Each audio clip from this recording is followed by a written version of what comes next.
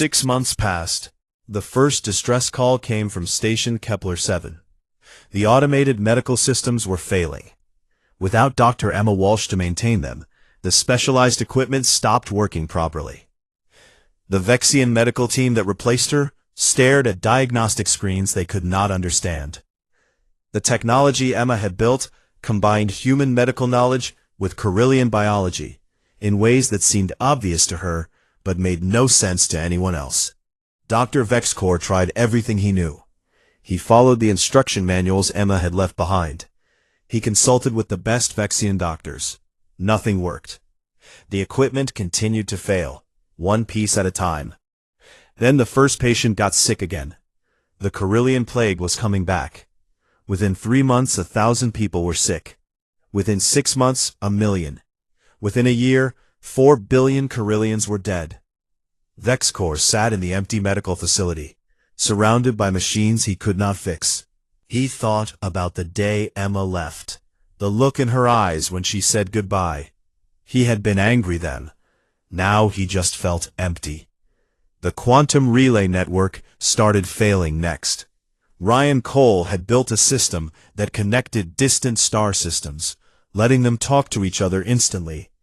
But the system needed constant adjustment using complex algorithms that only humans understood. The Council's best engineers tried to keep it running.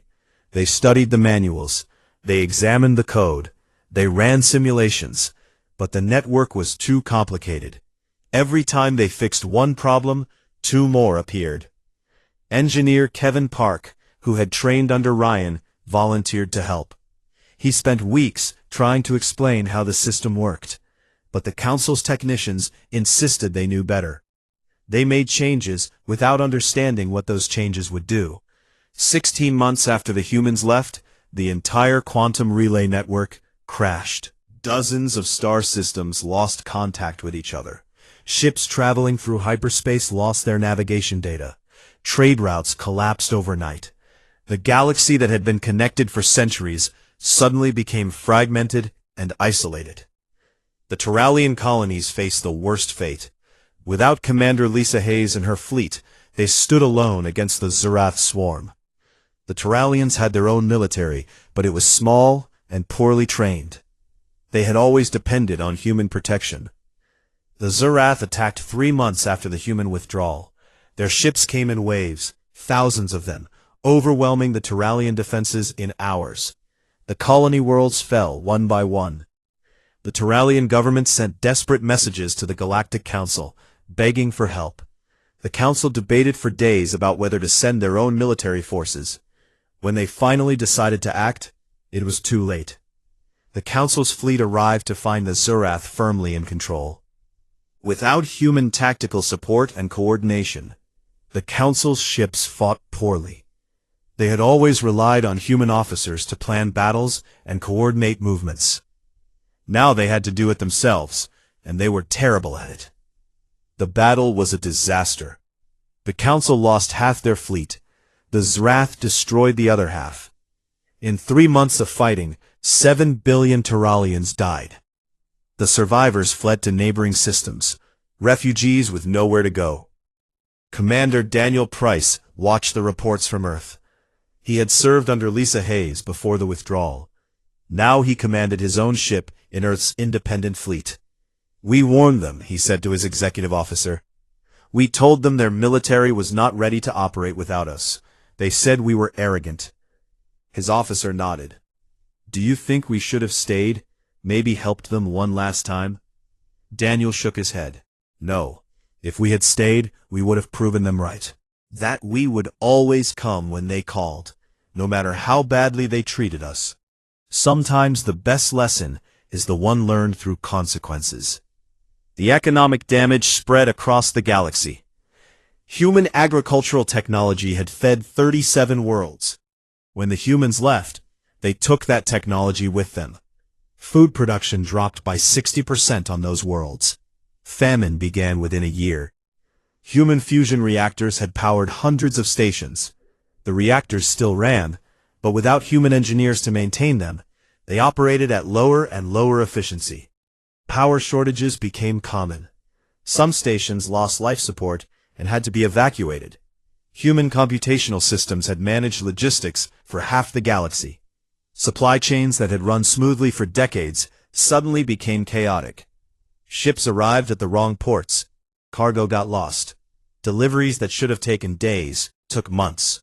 The galactic economy, built on precision and efficiency, ground to a halt.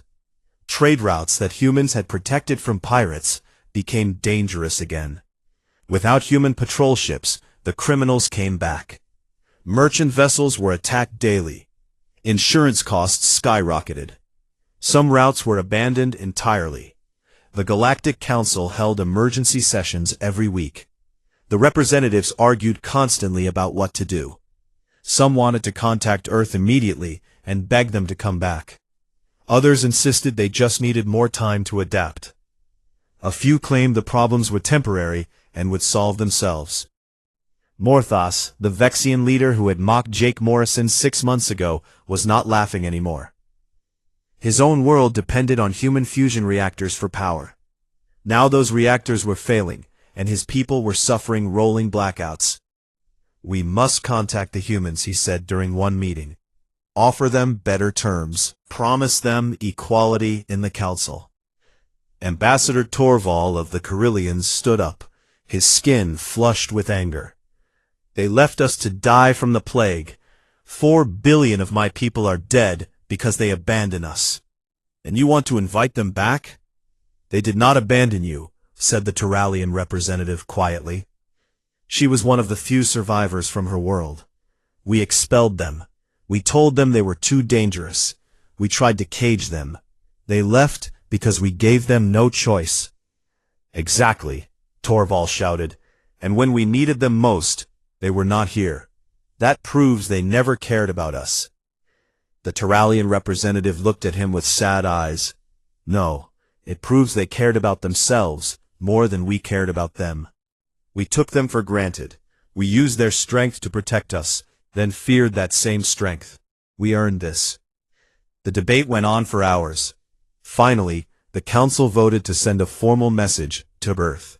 The message was carefully worded, mixing apology with invitation. It acknowledged that mistakes had been made. It promised humans equal status in the council. It begged them to return and help fix the problems. The message was sent with highest priority. The council waited for a response. Surely the humans would see reason. Surely they would understand that people were dying. Surely they would come back. The response arrived 24 hours later. It was short, just 2 words. Invitation declined. Morthos read the message 3 times. He could not believe it. They refuse? People are dying and they refuse to help? The Terralian representative was not surprised. Why should they help? We made it clear they were not wanted. They accepted that and moved on. Now we face the consequences. "But what do we do?" asked another representative. "The plague is spreading. The network is down. Our economy is collapsing. Without human help, millions more will die." Nobody had an answer. On Earth, President Nathan Brooks read the council's invitation with his advisors. Some wanted to accept. The humanitarian crisis in council space was getting worse every day. Billions of people were suffering through no fault of their own.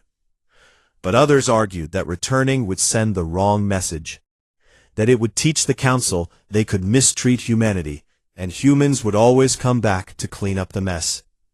Nathan made the decision himself. "We stay out. Let them learn what they lost.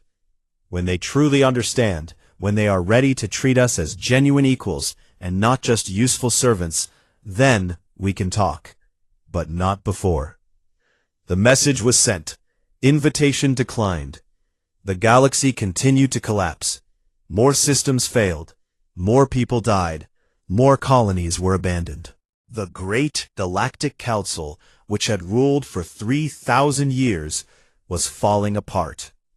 And somewhere beyond council space, humanity was building something new. Something the council knew nothing about. Something that would change everything. But the Council would not learn about that for another year. And by then, it would be too late to stop it. 2 years after humanity left Council space, a small exploration ship made a discovery that changed everything. Captain Tormos commanded the vessel. His mission was to map unexplored regions beyond Council borders. It was boring work, but someone had to do it. Most of the galaxy had been charted centuries ago, but there were still a few areas marked as too dangerous or too distant to bother with. His ship dropped out of hyperspace in one of those regions. Tormos expected to find nothing, just empty space and maybe a few dead planets. Instead, his sensors immediately lit up with contacts. Dozens of them. Hundreds.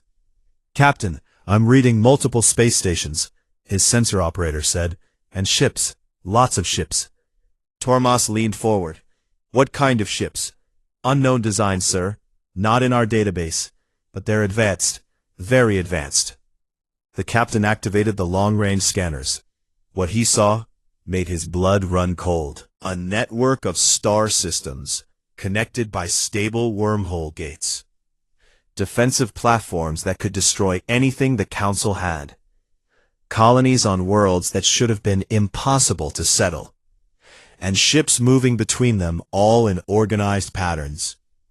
"Are we detecting any transmissions?" Tormos asked. "Yes, sir. Multiple languages." "Wait, I'm getting a translation. One of the languages is Human Standard." Tormos felt his stomach drop. "Humans? Here?" "Confirmed, Captain. Human ships everywhere. But there are other species too, ones I've never seen before." The exploration ship spent 3 days in the region, staying hidden and recording everything. What they documented was impossible. While the Council had been struggling to keep basic systems running, humanity had built an empire.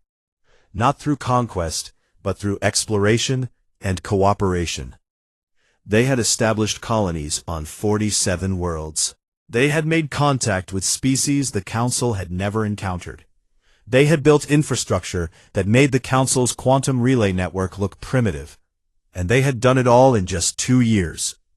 Captain Tormos returned to Council space and delivered his report in person. The Council chamber fell silent as they watched the footage.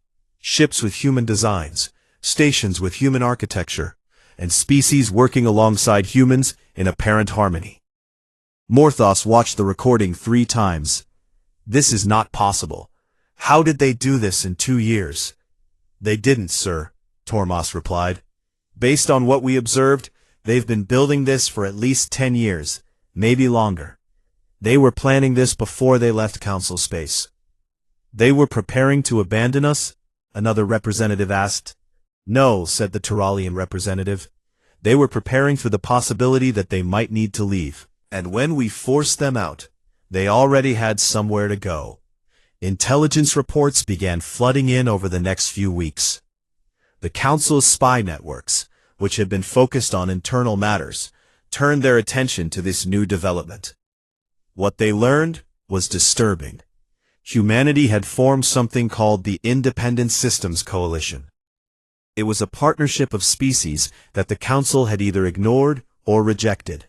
The Karathi, master shipbuilders who looked too scary. The Velen, whose crystal bodies made traditional Council members uncomfortable. The Dralin, who were too small to be taken seriously, and dozens of others. Together they were advancing faster than the Council had in centuries. Their technology was better. Their economy was stronger. Their military was more capable. And most importantly, they worked together as equals. Kate Sullivan, who had once led xenobiology research on Earth, now directed research facilities that employed scientists from 20 different species. Her latest project combined human genetics with Velen crystalline technology to create new medical treatments. Engineer Brandon Cooper had designed a new faster-than-light drive. The prototype reduced travel time by 60% compared to Council ships. 5 different species had contributed to its development, each bringing unique insights. Commander Amy Walker led a defense fleet that protected coalition borders. Her ships were crewed by humans and aliens working side by side. They had fought off threats that would have destroyed Council forces. Threats the Council did not even know existed. The Council sent another delegation to make contact. This time, they asked permission first. The Coalition agreed to meet, but on their terms, at their station. Morthos led the delegation. When his ship approached Coalition Station Prime, he could not believe what he saw. The station was massive, bigger than anything in Council space. It was also beautiful, designed with aesthetics from dozens of different cultures. Inside, the station was even more impressive. Humans walked alongside insectoid Karathi without fear. Velen crystalline beings worked with small Dralin engineers. Species that had nothing in common physically seemed to have everything in common in spirit. Jake Morrison met them in a conference room. He was older now, his hair starting to gray, but his eyes were still sharp, and he carried himself with quiet confidence. He no longer represented Earth alone. Now he spoke for the entire Coalition. "Welcome to Coalition Station Prime," Jake said. "What can we do for you?" Morthos had prepared a long speech. He had practiced it for weeks. But seeing Jake again, seeing what humanity had built, all his words felt hollow. So, he spoke simply. "People are dying in Council space. The Carillion plague has killed billions. Our infrastructure is failing. Our economy is collapsing. We need help." Jake listened without interrupting. When Morthos finished, he asked a single question. "Why should we help the government that expelled us?" "Because the people suffering now are not the ones who voted to expel you," Morthos said. "They are innocent. They do not deserve to die because their leaders made mistakes." Jake was quiet for a long moment. Around the table, other Coalition representatives waited to hear what he would say. Finally, he nodded. "You're right. They don't deserve to die, and we won't let them." Morthos felt relief wash over him. "Thank you. We will accept any terms you require." "Good. Because we have several requirements." Jake pulled up a holographic display. "We will provide medical aid, engineering support, and economic assistance. But there are conditions." "Name them." "First, every piece of aid we provide will be publicly acknowledged as coming from humanity and the Coalition. No more taking credit for our work." Morthos hesitated. That would be humiliating for the Council. But people were dying. "Agreed." "Second, we want full transparency. Every advancement we share will come with complete documentation of its origins. Your people will know exactly who built what." "Agreed." "Third, we will send advisors to help rebuild your systems. Those advisors will have authority to make necessary changes without Council interference." "That's asking us to give up sovereignty," Morthos protested. Jake leaned forward. "No. We're asking you to admit that you need help, and to let the people providing that help do their jobs properly. You can refuse, and we'll respect that decision. But then, you'll have to fix your problems on your own." Morthos knew he had no choice. The Council could not fix the problems on their own. They had proven that over 2 years of trying. "Agreed," he said quietly. "Then we have a deal." Jake stood and offered his hand. Morthos shook it, feeling the strength in the human's grip. The Coalition moved quickly. Within weeks, human medical ships arrived at Station Kepler 7. Dr. Emma Walsh led the teams herself. She brought supplies, equipment, and most importantly, training. "I'm not just going to fix your equipment," she told VexCorps when she arrived. "I'm going to teach you how to fix it yourselves. You'll learn to understand the technology, not just follow instructions." Engineering teams led by Ryan Cole began repairing the quantum relay network. But they did not just fix it. They upgraded it, integrated it with Coalition technology, and made it more resilient than before. Food shipments arrived at starving colonies. Fusion reactors were installed on struggling stations. Military advisors helped the Council's forces reorganize and improve their tactics. But every piece of aid came with something the Council found hard to accept: the truth. Every news broadcast, Every official report, every public statement acknowledged that the help came from humanity and their coalition partners. The galaxy learned what it had lost. They learned that 90% of their technological advances had come from human innovation. They learned that their military victories had been won with human tactics. They learned that their prosperity had been built on human engineering. Ambassador Torval stood before the council chamber and wept openly. 4 billion of my people died because we were too proud that a Dr. Walsh was irreplaceable. We told ourselves any doctor could do what she did. We were wrong, and my people paid the price. The aid continued. The crisis slowly passed. Systems were restored. People stopped dying. The galaxy began to heal. But the political landscape had changed forever. The Council's authority was shattered. Member species began to question what the Council actually did if it could not function without human support. And some species started talking directly with the coalition, bypassing the Council entirely. The humanitarian aid saved billions of lives. Dr. Emma Walsh and her teams stopped the Corellian plague from spreading further. Within 6 months, the disease was under control again. Within a year, it was nearly eliminated. But Emma did not just treat patients and leave. She stayed to teach. Every day, she worked with Corellian doctors, showing them how the equipment functioned, explaining why certain treatments worked better than others, demonstrating the principles behind her hybrid technology. Vexcor proved to be an excellent student.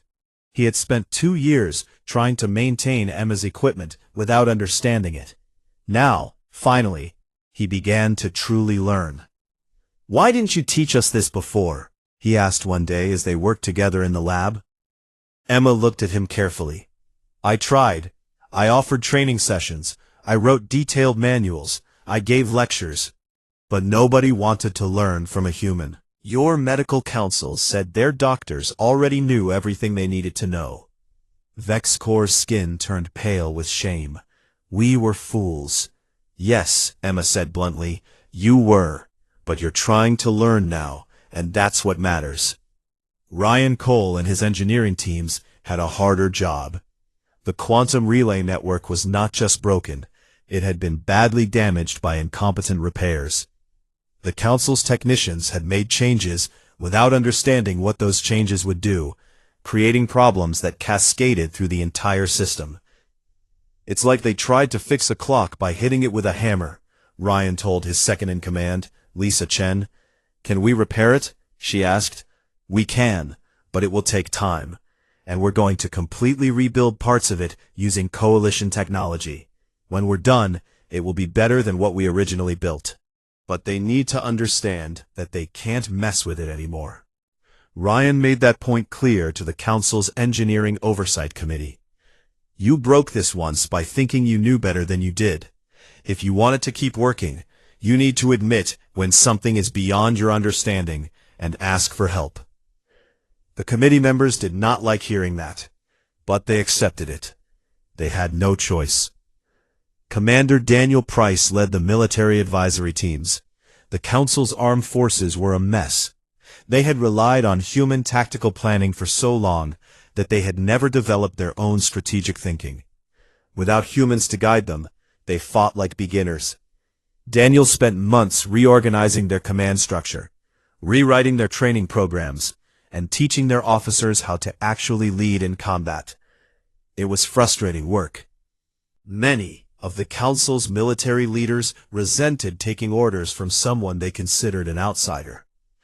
"Your pride cost you 7 billion Terralian lives," Daniel told one particularly stubborn admiral. "Maybe it's time to put pride aside and focus on not letting that happen again." The aid came with another cost that the Council found even harder to accept: constant public acknowledgement. Every time a human doctor cured a patient, the news reported it. Every time a human engineer fixed a system, people knew. Every time a human advisor helped win a battle, the galaxy heard about it. President Nathan Brooks had been clear about this requirement. He addressed the Council directly via holoconference. "For 73 years you took credit for our work. You let your citizens believe that you were responsible for all the advances, all the victories, all the progress. If we help you, everyone will know it was us. Some council members called it humiliation. The Vexian delegation was particularly vocal. "You're rubbing our noses in our mistakes," one representative complained. "No," Jake Morrison replied. "We're making sure those mistakes are never forgotten, so they're never repeated." The debate in the council chamber was intense. Some members wanted to refuse the aid rather than accept the terms. Others argued that pride was worthless if everyone was dead. The Terralian representative made the final argument that won the vote. She stood up slowly, her body still bearing scars from the Zrath invasion. "Let us be honest about what happened," she said quietly. "We depended on humans for everything. We took their protection, their technology, their knowledge. We used them and told ourselves we were equals. But we were never equals because we never treated them as equals." She looked around the chamber. "They left, and we collapsed. Our infrastructure failed. Our economy died. My people were slaughtered. All because we were too proud to admit how much we needed them. Now they offer us help, but they demand honesty in return. They want us to stop lying to ourselves and to our people. That is not humiliation. That is accountability. And if we refuse it, we deserve whatever happens next." The vote passed. The council would accept human aid and acknowledge its source. What followed was painful for many council members. Records were open to the public. Detailed reports showed exactly how much humanity had contributed over 73 years. The galaxy learned the truth. The discoveries shocked many citizens. The medical breakthroughs they thought were Vexian innovations had come from human research. The military tactics they attributed to council generals had been developed by human strategists. The economic prosperity they enjoyed had been built on human trade networks. Protests erupted on several worlds. Citizens demanded to know why their governments had hidden the truth. Some wanted to know why humans had been expelled if they were so valuable. Others wanted to understand how the council could function without them. The council's approval ratings dropped to historic lows. Several representatives resigned in disgrace. Morthos himself faced calls to step down from his leadership position. In council space, people started asking a dangerous question. What was the council actually good for? The crisis deepened when several species began opening direct diplomatic relations with the coalition. The Carillians were first. After losing 4 billion citizens, they wanted closer ties with the humans who had saved them. They signed a mutual defense treaty with the coalition without asking council permission. The Drexian Empire followed. Their worlds depended on fusion reactors that only human engineers could properly maintain. They negotiated a technology sharing agreement directly with the coalition. 6 more species established embassies at Coalition Station Prime within the year. They did not leave the council officially, but they stopped treating the council as their primary government. The council was losing authority, and everyone knew it. Jake Morrison watched these developments from his office on Coalition Station Prime. His partner, Lieutenant Beth Hamilton, reviewed the latest reports with him. "The council is falling apart," Beth said. "Some of our advisors think it might collapse completely within 5 years." Jake nodded slowly. "We never wanted to destroy the council. We just wanted them to treat us fairly." "Do you think we should do something? Try to stabilize them?" "Like what?" "We're already providing massive aid. We're helping them rebuild, but we can't force them to be competent." Beth was quiet for a moment. "Some people in the coalition think we should offer to take over, establish ourselves as the new governing authority for the galaxy." Jake shook his head firmly. "No. We left because we didn't want to be controlled. We're not going to turn around and control others. If the council fails, it will be because they couldn't adapt to a galaxy that doesn't need them anymore. And if they do fail, then we offer an alternative. The coalition is already that alternative. Species can join us voluntarily, as equals, contributing what they can and benefiting from what others contribute. No hierarchy, no supremacy, just cooperation. You think the Council species will accept that? Jake looked out the window at the ships moving around the station. Human vessels worked alongside Karathi cruisers, Velen research ships, and Draylan fighters, species that had never worked together before, now building something better than any of them could have built alone. Some will, he said. The ones who matter anyway. The ones who can put their pride aside and focus on building a better future. And the others? They'll learn eventually, or they won't. Either way, the galaxy is changing. The old order is dying. Something new is being born. Beth smiled slightly. That's very philosophical for someone who used to be just a diplomat. Jake laughed. I've had a lot of time to think about it. When you walk away from everything you've built and start over, you learn what really matters. And what's that? Respect. Not just wanting it, but being willing to walk away when you don't get it, and being willing to give it to others, even when they haven't earned it yet. He turned back to face her. The Council never respected us. They used us and feared us at the same time. Now, they're learning what respect actually means. Some are learning faster than others. The aide continued. The galaxy slowly healed, but the political transformation was just beginning. The Galactic Council, which had ruled for 3,000 years, was dying, and in its place, something new was growing. Something built on cooperation instead of hierarchy, on mutual respect instead of fear, on honest partnership instead of hidden dependence. The humans had not planned to change the galaxy. They had only planned to leave it. But by leaving, they had forced everyone else to confront uncomfortable truths. And those truths were reshaping civilization itself. 5 years after humanity left Council space, the Galactic Council voted to dissolve itself. The decision came after months of bitter debate, accusations, and desperate attempts to hold on to power. But in the end, everyone knew the truth. The Council had failed. The final session was quiet. No grand speeches, no dramatic pronouncements, just a simple vote count displayed on screens around the chamber. 317 votes to dissolve, 42 votes to continue. The Council was done. Morthus sat in his seat long after the others left. He had led the Council for 20 years.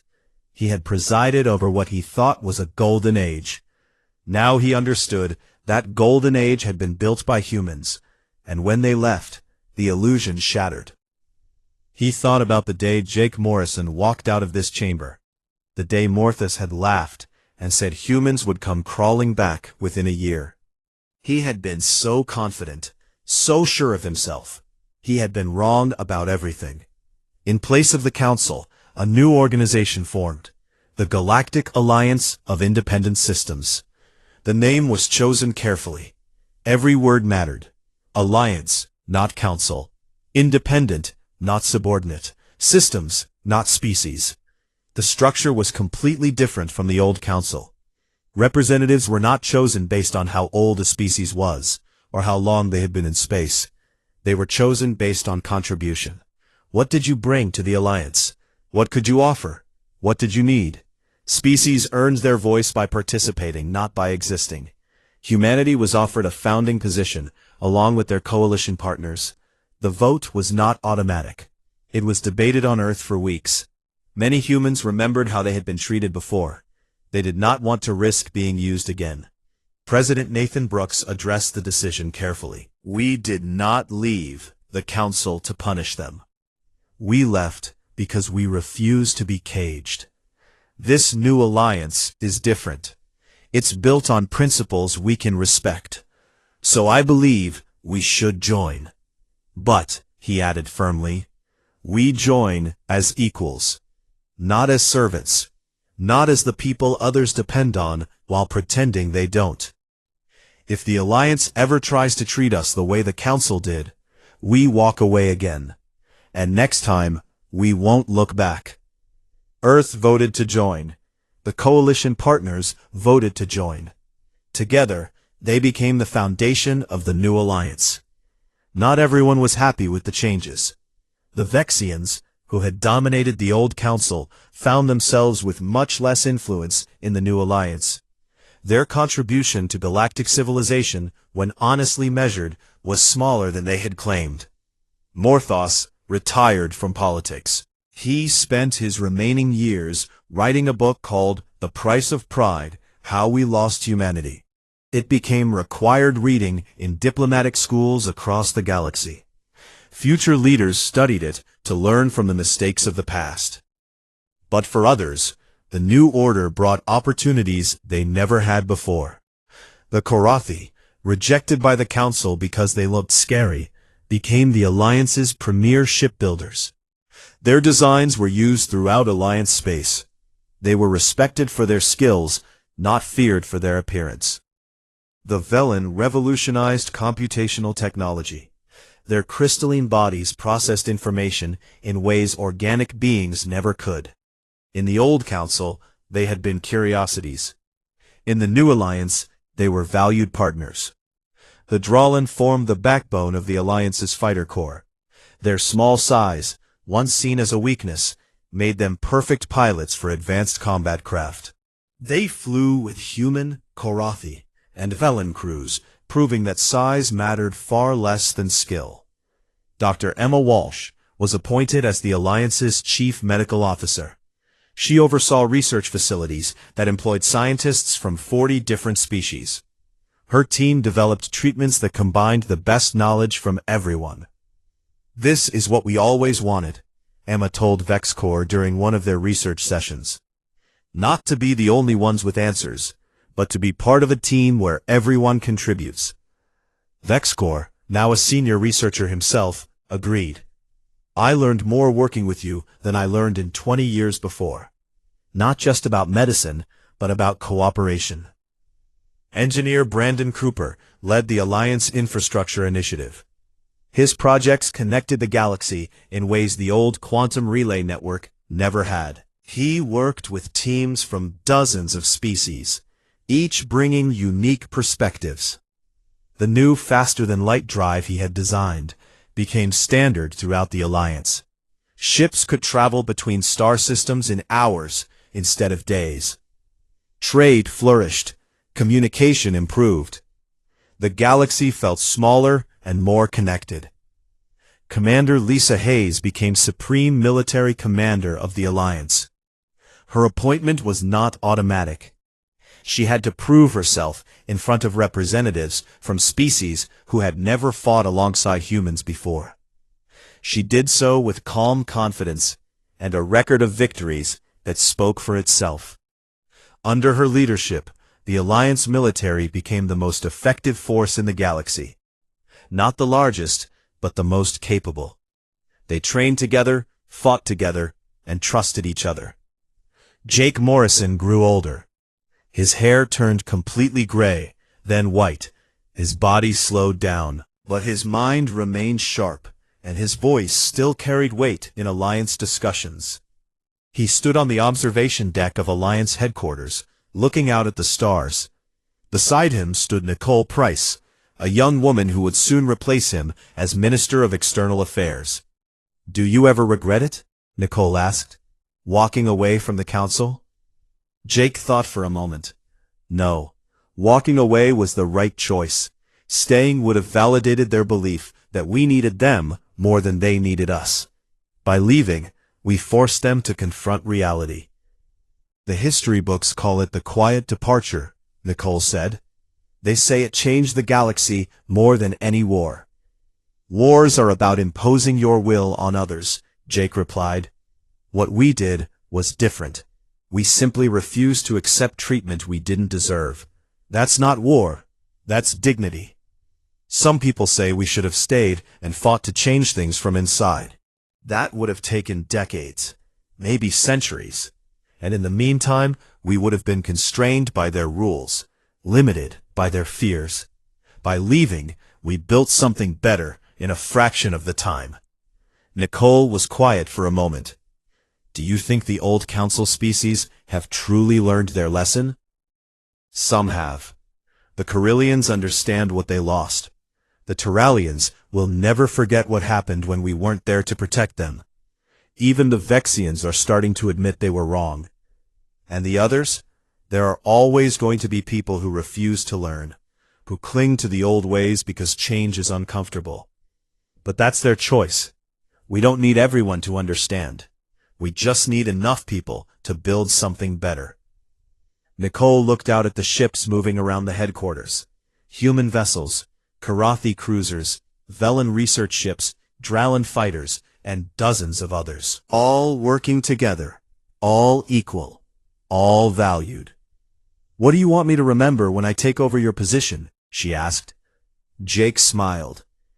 "Remember that respect is not something you demand. It's something you earn by being willing to walk away when you don't get it. Never let anyone cage you with fear. Never accept being used while being undervalued. And always, always treat your partners as true equals. Even when they haven't earned it, especially then. Give people the respect you want to receive. Most will rise to meet it. The ones who don't will reveal themselves, and then you know who you're really dealing with." Years continued to pass. The alliance grew stronger. New species joined, attracted by the promise of genuine partnership and mutual respect. The old council species adapted to their new roles. Some thrived, others struggled, but everyone learned. Technology advanced faster than it had in centuries. Without the council's bureaucracy slowing everything down, innovation flourished. Scientists shared discoveries freely. Engineers collaborated across species barriers. Military forces coordinated seamlessly. Prosperity spread across hundreds of worlds. Trade networks, rebuilt with alliance technology, operated more efficiently than ever before. Energy production increased. Food supplies stabilized. Medical care improved. The threats that had once terrorized council space were met with coordinated alliance responses. The Zrath swarm, which had destroyed the Turalian colonies, was pushed back and contained. Pirates who had preyed on trade routes were hunted down. Diseases that had killed billions were cured. The galaxy was safer, richer, and more connected than ever before. Historians studied the transformation intensively. They wrote papers and books analyzing what had happened. They debated the lessons learned. They argued about what it all meant. But most agreed on the basic truth. Humanity's departure had been a turning point. Not because of what humans did, but because of what their absence revealed. The Council had been dependent on human contribution, while pretending it wasn't. When humans left, that lie collapsed. The lesson was simple but profound. Cooperation only works when everyone is valued. Strength should be respected, not feared. Partnership means equality, not hierarchy. On Earth, a monument was built to commemorate the era. It stood in a park in New York City, a simple stone structure with words carved into its face. We left in silence, we returned with honor. The galaxy is better for both. People came from across the Alliance to visit it. Humans and aliens stood together, reading the words, thinking about what they meant. Dr. Emma Walsh visited with VexCorps one day. They were both old now, their working years behind them. They sat on a bench near the monument and talked about the past. "Do you think we would have learned without the departure?" VexCorps asked. "If humans had stayed, would we have ever understood?" Emma was quiet for a long time. "No," she finally said. "You would have continued taking us for granted. We would have continued accepting it because we wanted to believe in the partnership. Everyone would have been unhappy, but no one would have admitted it. So the departure was necessary. Yes, sometimes the kindest thing you can do is walk away. Let people face the consequences of their choices. Give them the chance to grow." VexCorps looked at the monument. "We grew, but the cost was terrible. 4 billion of my people died. I know, I'm sorry for that, but I couldn't save them while my people were being expelled. The council made a choice. Your people paid the price. That's not fair, but it's reality. If you could go back..."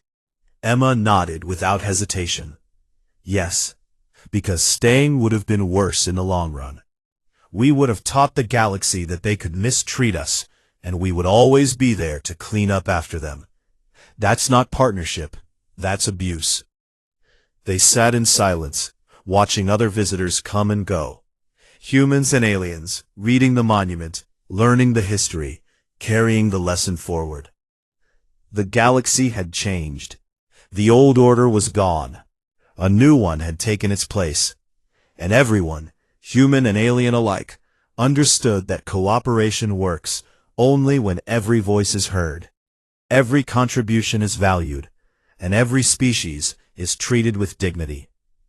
It was a lesson learned through absence, through loss, through suffering, but it was learned, and the galaxy was better for it. The council chamber was silent. Jake Morrison stood at the speaker's platform, looking at the representatives from 40 different alien species.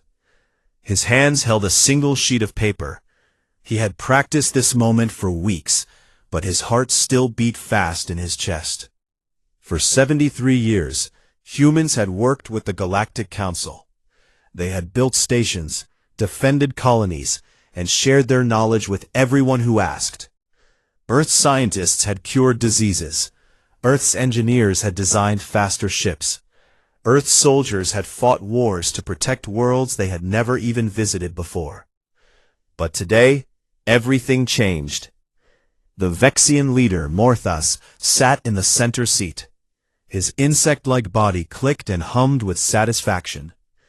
Just an hour ago, the Council had passed Resolution 4477.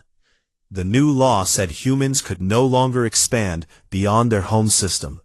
It placed observers on Earth to watch everything humans did. The reason given was simple. Humans were too aggressive, too unpredictable, too dangerous. Jake cleared his throat and began to read.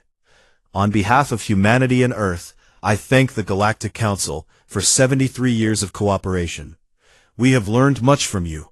We hope we have given something valuable in return. He paused and looked around the room. Some aliens looked bored, others seemed nervous. A few appeared confused about what was happening. However, we cannot accept Resolution 4477. We will not live in a cage, no matter how nice the bars might be.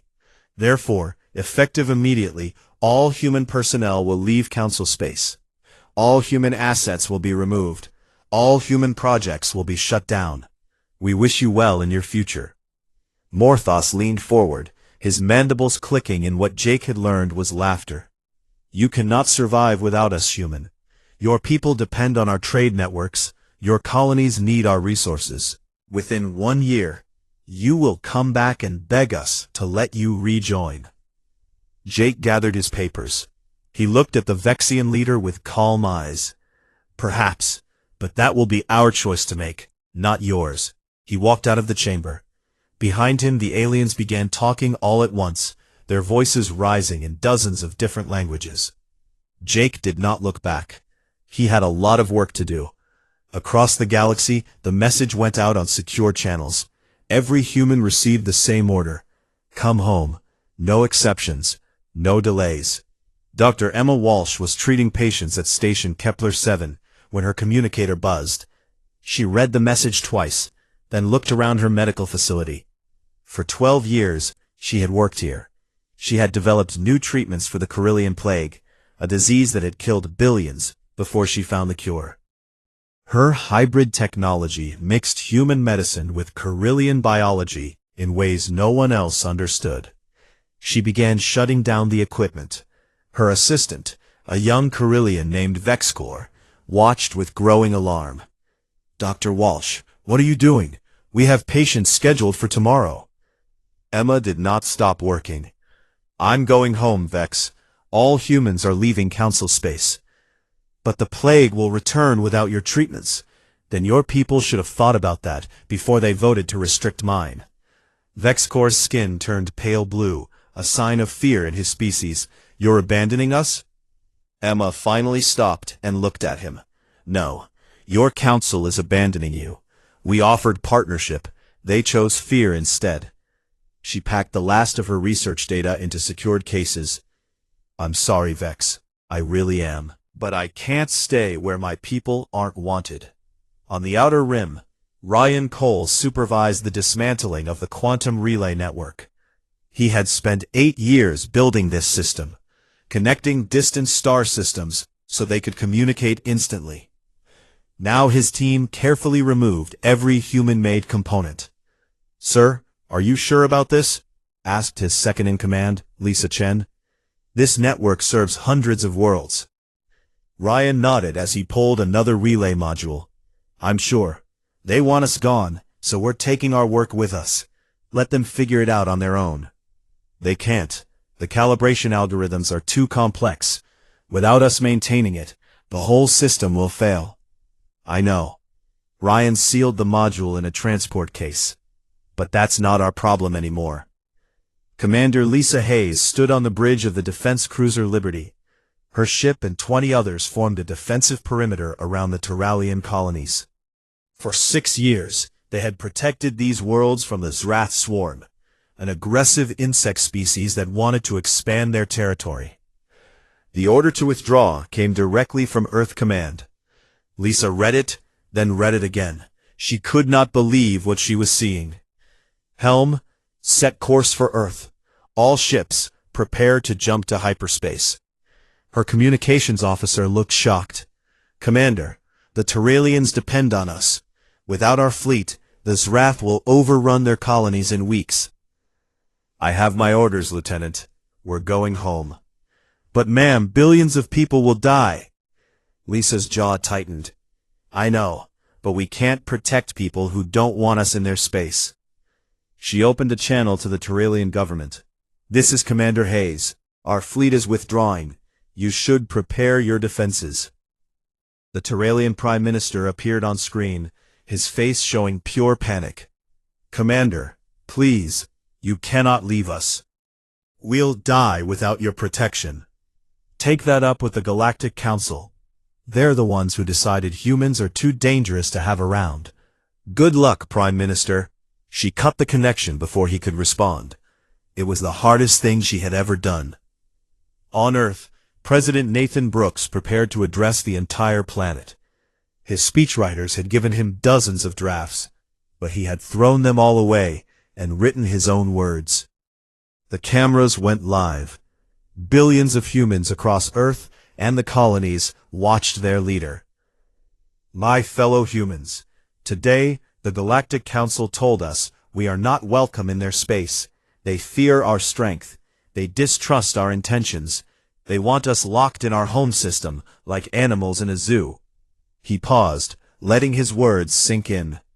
"So, we are leaving. Every human in Council space is coming home.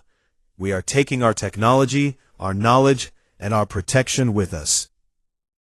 Let the galaxy see what they had and what they threw away. But this is not an ending. This is a beginning. Beyond Council space, there are thousands of unexplored star systems. There are species the Council has never met. There are opportunities the Council never imagined. We will build our own future on our own terms. To the galaxy I say this. We offered you partnership. You chose suspicion. We offered you friendship. You chose fear. So we leave you to face the consequences of your choice. Humanity is done begging for acceptance." The speech ended. Across Earth, people felt a mix of emotions. Anger at being rejected, pride at standing up for themselves, fear of what came next. But mostly, they felt determination. Within 3 weeks, every human had left Council space. They took everything with them: medical equipment, engineering tools, military hardware, research data. Not a single human remained behind. No sabotage, no destruction, no revenge. They simply packed up and went home. The galaxy barely noticed at first. Life continued as normal. The Council held its meetings. Trade routes operated. Colonies went about their business. But in the shadows, small problems began to appear. Equipment broke down. Systems malfunctioned. Projects stalled. And no humans were there to fix them. The collapse was coming. The Council just did not know it yet.